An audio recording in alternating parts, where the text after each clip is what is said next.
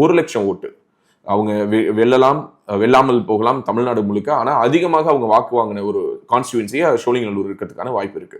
சோழிங்கநல்லூர்ல வெற்றி தோல்வி அதிமுக எந்த இடம், சிட்டிங் எம்எல்ஏ அரவிந்த் ரமேஷ் எந்த இடம், ஈசிஆர் சரவணன் எந்த இடம், இது தெரியாது. ஆனா 1,00,000 ஓட்டு வாங்கியிருக்காங்களா? நான் வாங்கியிருக்காங்க. ஸோ சோழிங்கநல்லூர்ல அவங்களோட பிரசன்ஸை ஃபீல் பண்ணேன்னு சொல்றேன். அதே விஜய் தான், அதே சிம்பிள் தான்.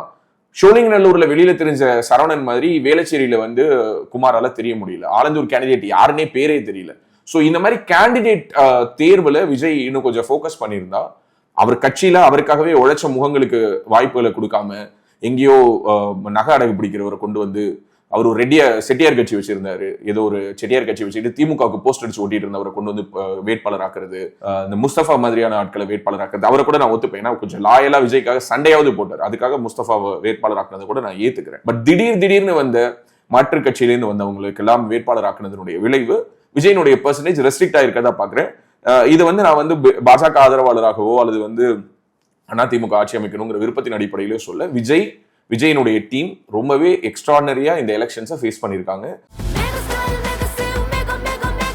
The Chennai Silks in Mega Summer Sale.